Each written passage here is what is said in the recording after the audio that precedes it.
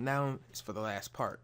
So we're gonna rank them within these if statements from best to worst, or the most expensive to the least expensive. So what we're gonna have is 3 separate if conditions. So the first one's gonna be for the BMW. Let me put it here. So we can say if, and this is it's gonna be hard to get into BMW. They're really expensive cars because they're foreign or whatnot.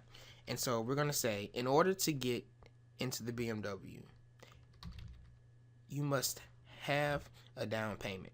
That must be true in order to get into a BMW.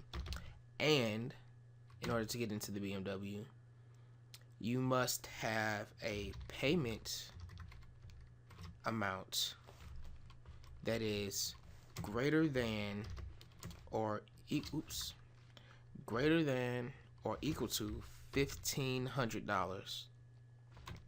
But that's not it. You also have to have good credit. Bam. There we go. So this if statement is a little different from anyone we've seen so far because we have these logical operators in here. We also have this comparison operator. But let's do a printf really quickly and say we can get you into the a BMW. Alright, so yeah, this statement's a little different. So this is what we call a logical equation. Basically, we have a bunch of true or false values. So in order for this if statement, everything here to be true or able to print this printf, all of these 3 things have to be true because we have and works such that you have to have true on both sides or else it's false. So true and false is false. False and false is false. True and true is true. So now let's say we only want to give them one response.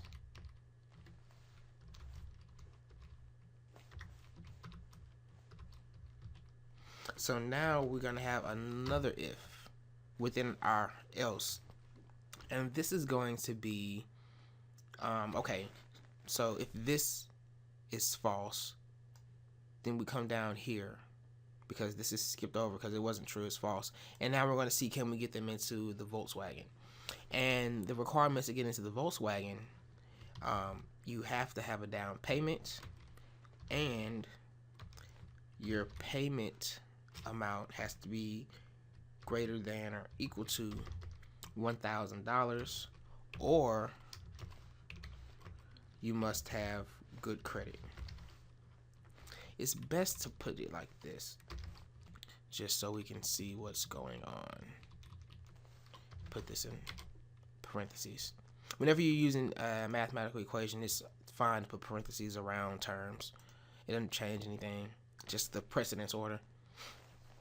Okay, so let's put the printf here.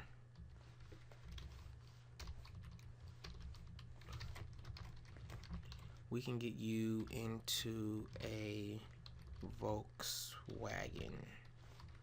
I don't know if I spelled that right, but whatever. So in order for them to be able to get into this Volkswagen, what they're going to need is, let's put the brackets in the right spot.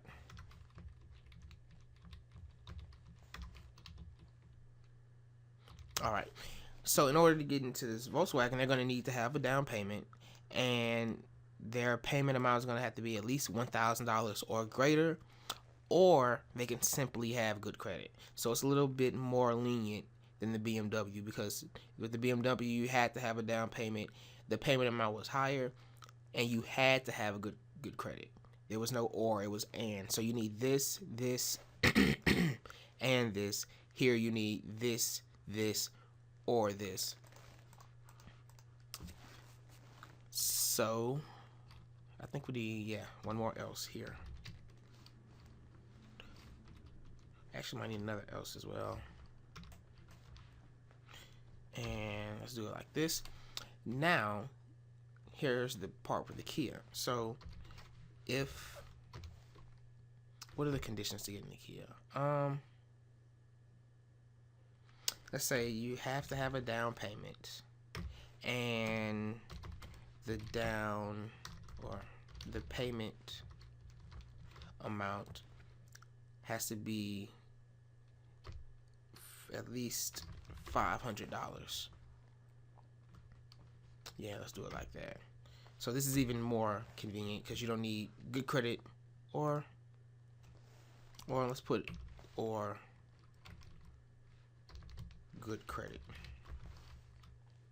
Also notice that we could put good credit equals 1, but it's doing the exact same thing.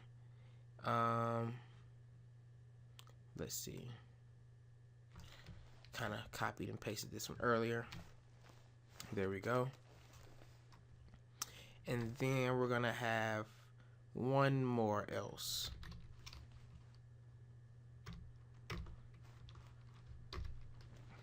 And this else is gonna say, oops.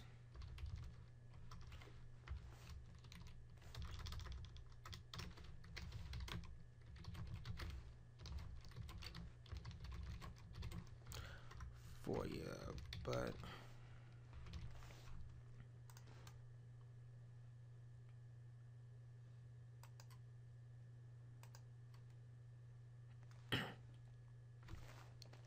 so I believe we're finished with the majority of our program now.